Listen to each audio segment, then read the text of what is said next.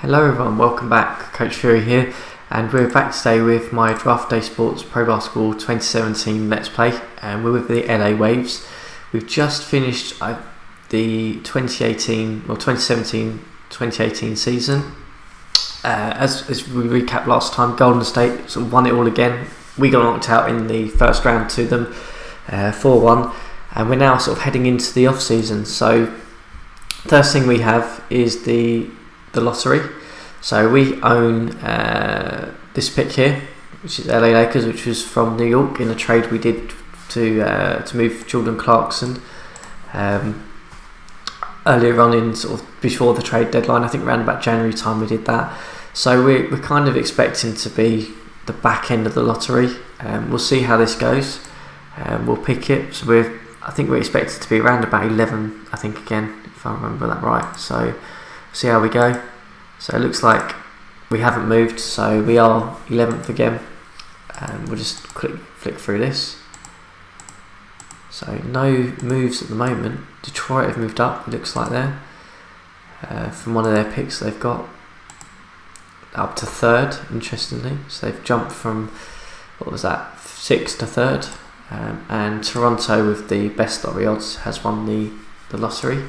So we're now into the off season. We'll look at the awards next, and we'll just sort of talk about those. So MVP was Karl Anthony Towns. We sort of commented on him in the season. Absolutely fantastic season. That stat line, I don't know where you'd ever see that again, to be honest with you, apart from the Chinese league or something. So that's incredible. Defensive player of the year was Giannis. Yeah, okay, can understand that. He had a really good season. Probably disappointing playoffs for Milwaukee, but still good. Zach LaVine won the Sixth Man of the Year award. He got traded, I believe, from Minnesota, so good to see that. Kevin Murray, the first round pick, got the Rookie of the Year. Can understand that. He's been getting the starters minutes, so you expect that. Brad Stevens, Coach of the Year. Yeah, Boston had a really good season. Fouled in the playoffs in the Eastern Conference Finals, but kind of expected that against Philadelphia. So the all-first team, interestingly, is the usual suspects, it looks like. Porzingis was in there, which is I wouldn't have expected, but that's interesting. The all-second league, so yeah, okay, so the usual suspects again. No one there that sort of I would be worried about. Sort of thinking they should be in the first team. I would have expected Giannis to be probably up in the second team actually, but looking at all for defense first team.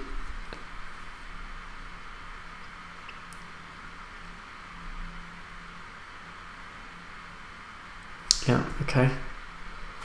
Second team, let's have a little look at them. So it looks like it's all the usual players. Oladipo getting a second team award there, interesting. Wouldn't have expected that one. In the rookie first team, yeah. So I don't know too many of these names, to be honest with you. Leon's is the one I talked about that I would have wanted. And Dahl went quite low in the end. I think he dropped. So interesting to see he had quite a good season. I don't expect our rookie to be in here. He hasn't played enough minutes to warrant that. So we'll move on now. We'll complete the year-ending process. So we've got, I think it was the 11th pick of the draft. So hopefully we'll pick up another solid player there. That would be really good. But the main thing for us this off season is the amount of cap room we have and seeing what we can do with it. Really, a lot will obviously depend on. There's quite a lot of players with player options. LeBron James is one that I can think off the top of my head. Chris Paul, I think, had a player option as well. So we'll see if they decline their player option. We might have a chance at snagging one of them, which would be massive for us. We do desperately need a decent point guard, even if it's just for a couple of years. We've been playing Livingston there most of the season on the minimum salary deal. He had a fairly good season, to be fair, but he's not the main person you want in that position. I think at front court we're fairly set in Gobert and Noel, which is good. Ingram at the small forward position, so I think we're kind of fairly solid there. I think it's just the backcourt we need to address. So obviously Russell, we're playing him as shooting guard. Been trying to move him for something that is of value. over the past 2 seasons really now, but we haven't had anything that I've really been interested in, and obviously, like I mentioned, the point guard position is probably something we need to try and address. So I think going into this off season, if we can get it with the lottery pick, get a solid rotation piece. We had Kirkland last year, who's a fairly solid defender. If we can get someone similar to that would be a good plus for us. And then the free agency, if we can make another big signing like Noel this season, then I'm hoping we can jump from where we are, which is a bottom seed playoff team, to looking at being a mid-tier playoff team at least. And then probably one move in terms of getting a real quality all-star type player away from hopefully challenging Golden State, because I think whilst it will be tough, Golden State over the next year or two are going to be facing some real financial problems in that they're going to have to re-sign a lot of their players. Hopefully we can use that opportunity to actually improve our status in the league, which would be really good, and I think that'll be really, really promising if we can do that. So it's going to be an interesting off season. Hopefully we can hopefully move Russell for something. I'd like to move Russell for, if we can move Russell number the 11th pick for a real good quality shooting guard or point guard, that would be really, really good. So we may look at that. That would be really promising. I'm still not sold on Ingram. I know that we've commented and saying that his ratings are really, really solid, and you know we expect him to be a really good third option for a team, but the small forward position is not really the most valuable position in terms of the game. I mean, unless you have someone like a Durant who is just absolutely phenomenal, to get really good output from Ingram in terms of wins is really difficult to do. So we may look at him for trade bait. If we can use Russell, Ingram, the 11th pick to get somebody like, I mean, I mentioned it before, someone like a John Wall or a James Harden, then I would not hesitate to do that at any second, because we don't have that star at the moment. I think that's the thing. We're a bit of a team. We have a good collection of players, but we don't necessarily have the right balance in terms of star quality. So we'll see how that goes. So we'll just transition this over so you can see this a little bit better. So the first thing we've got to deal with is obviously the phone call. So I think, how did we do last season? I think I was fairly pleased. I think getting into playoffs was good. We've cleared cap room. We've got a good opportunity coming forward next season. Good. So he's happy for us to stay, which we will obviously, which is good. We'll have another phone call in a minute, I think, where we'll have to set our objectives for the season. And I think we can say comfortably it will be a playoff team. And I don't think we'll be paying luxury tax because we're nowhere near the cap space of that. So that's probably what we're going to say. There we go. So we should be a playoff team. Yeah. It's not making them better, being a short stop on our way to the top. Yeah, I completely agree with that. So we're going to be no more than 10 to 15 million over the cap, I think. I think that's fair to say, because we might use some exceptions to get a couple of bench players. So good. Okay, cool. So we've got that. So we'll move on now to the coach hiring section. Do we have any coaches who needs to sign? Oh, so okay. So we've got to re-sign our entire set of assistants. So we'll do that now. So we need a first assistant. We want someone who's probably, in terms of strategy, who can we get? Who's a decent coach? He looks pretty good, doesn't he? Dwayne Casey. Yeah, okay, we'll offer him. What does he want? 5 million. Oh, okay. Right, so we'll offer him 6 for 3 years to be our first assistant. Lovely. Second assistant, let's have a little look. Let's go up to the top here. So we've got anyone who's decent. Herb Williams, he'll do. We'll offer him 1.5 for 3 years to be second assistant. So it seems to think we have a third assistant. Do we have a third assistant? Oh, we do. Okay, that's good. Another one I don't have to sign. Let's go back to the coaching screen and advance this. Hopefully we can tie this up fairly soon. The coach hiring on this is a little bit hit and miss at times. I found that. Okay, good. So we signed both of those. That's good. Who's our coach? There's still Luke Walton. He's still got another 3 years left on his deal. That's crazy. What am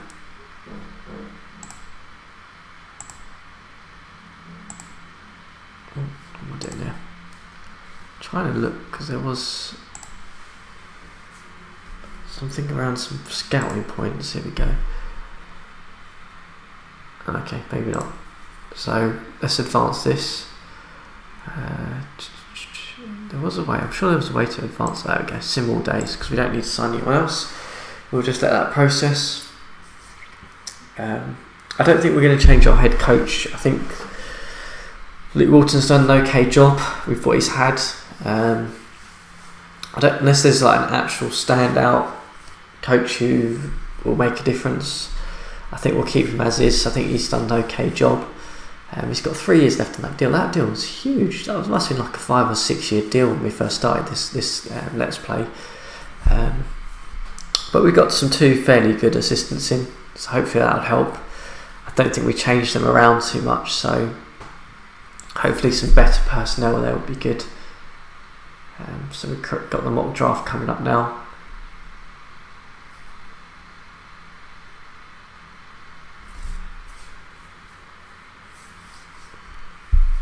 I'm not sure what the strength of this draft is like. I haven't really looked at it. We got some little snippets of some scouting reports throughout the season. I'm not sure if we've still got them, but they were only on like 2 or 3 guys. So normally when that happens, it tends to indicate there's probably a bit of a shallow draft. But we'll see what it looks like. We'll see. The 11th pick. We'll see whether we want to keep it or not. Whether we want to try and move it on. We touched on that earlier, whether we want to try and package it for something a little bit better. We'll have a look in a minute once this draft's been created. I mean, the really good thing is obviously we've gone 2 seasons now, so we've gone from what was a team that was lottery bound. We were lottery bound the first season to a team that was in the playoffs, 8th seed. So hopefully if we can go this season mid-tier, and then next season we'll be looking to challenge. So we've done the coach hiring stage. We don't need to worry about that too much. Before we need to like sim on here.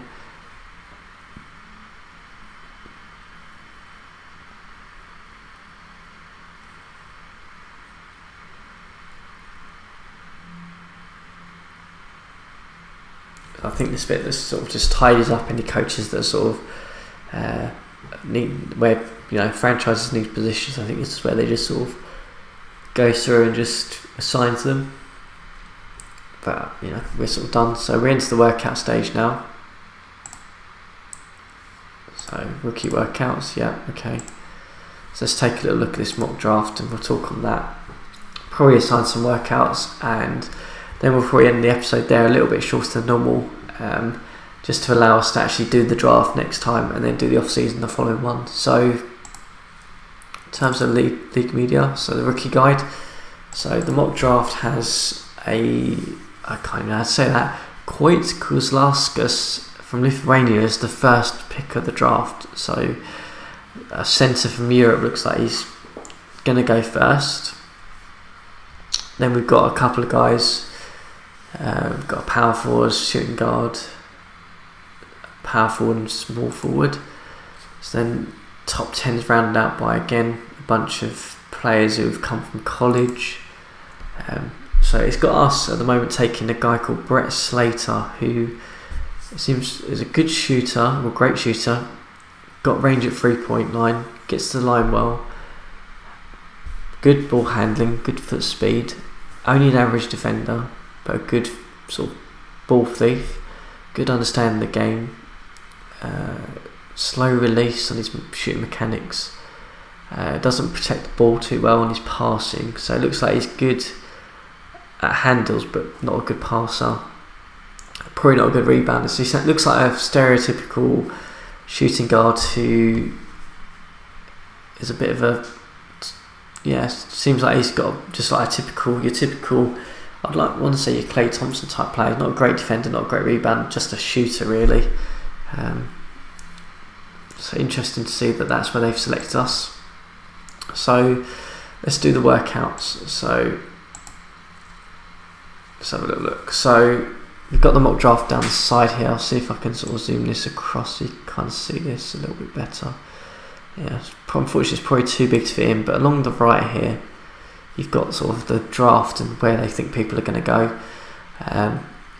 Basically the way this works, I'm not sure if I explained this last time, but you kind of have the player and their stats, and then you have this sort of in and out mid range. If you've done some scouting throughout the season, which we have, and then you have sort of like the Wolverine Studio score, and then you have your coach's score, and then you have their ratings on some of their combined results, which is really interesting because it gives you quite a good feel for how the players are. So we'll sort this around. So let's have a little look. So we'll obviously scout. Was it Brett Cook? No, it wasn't Brett Cook, the guy that we were looking at. It was Brett Slater. Where are you? Brett Slater. Slater. I'll have to fill this around a little bit. Slater is going to be down the bottom here, isn't he? So we'll obviously scout Brett Slater because that's who they seem to think we're going to pick. So we'll give him a workout. He's only rated 2 stars. Interestingly, that the 11th pick is only rated 2 stars. So that could be disappointing for us if that's how weak the draft is. We'll look at some potential guys. So we've got the likes of Pat Hughes, who's meant to go 13th overall, who their rating could be a 4-star potential. He's fairly good vertical. He's fairly good college stats. We'll give him a workout. Brett Cook's going to go 3rd overall, so we won't look at him or Grant or Fleming. We won't look at these guys because they're going to go before us, I reckon. We won't look at the first pick.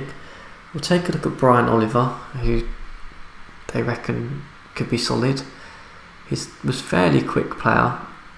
He's quite undersized though, he's 5'11", but we'll have a look at him because he could be a value pick late on in the 2nd round or something, if that's where he might go. They do seem to think he might go in the lottery though, which is interesting. Take a look at some of these guys. We'll take a look at Quinn Tony L, who's meant to go just above us. We'll have a look at him. And Philip Geeson, who's meant to go late in the draft in the 1st round, but he seems fairly solid. He's quite a tall guy in terms of a post player, so we'll have a look at him.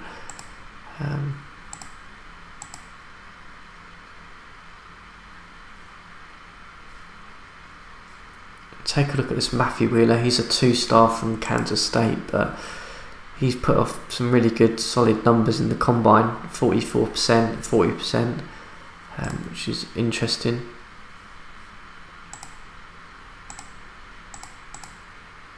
Take a look at Jeff Seals as well, who they reckon is a fairly good player. He's going to go 18th. You don't want to look at Fleming, you don't care about these guys. Basically, want to have a look at some guys who we haven't really looked at in our sort of normal scouting, because we'll pick up the other guys because we'll already have some stats and some rankings on him.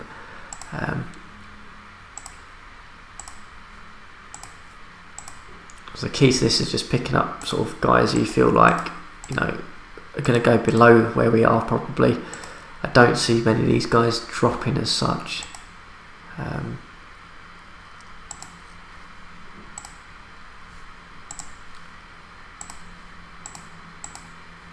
there's no one who seems to be, they're saying is going to be a real elite talent, so that's always interesting to see, because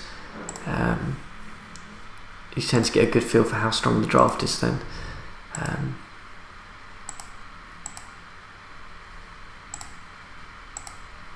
Try and see if we can look at some ready now players as well, because that's always key, because in the second round if you pick up one of those guys, it's normally really good.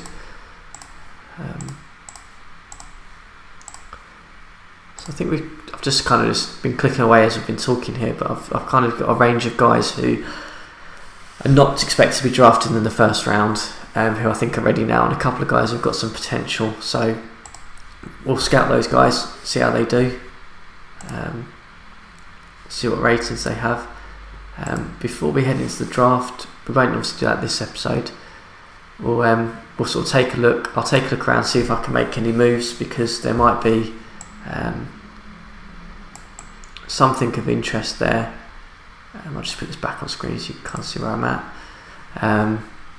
We've obviously still got a lot of players under contract, which is good. We'll see if we can make some trades before the draft. If not, then we'll enter the draft and see how we get on, see if we can pick up some value.